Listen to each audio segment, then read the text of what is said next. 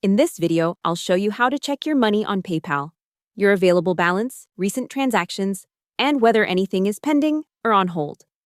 First, open the PayPal app and log in. On the home screen, look for PayPal balance and tap it.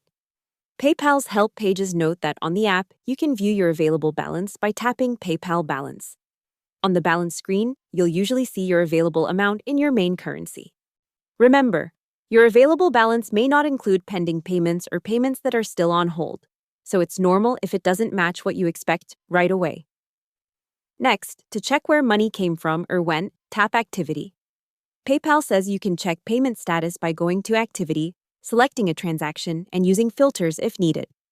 Tap any transaction to see the details: who it was sent to or received from, the date, fees, and the status like completed, pending, or on hold. If you see on hold, open that transaction, and PayPal will often show options to help release it faster. That's how to quickly check your money on PayPal and understand what's available versus pending. Hope the tutorial was helpful. Subscribe to my channel and see you in the next video.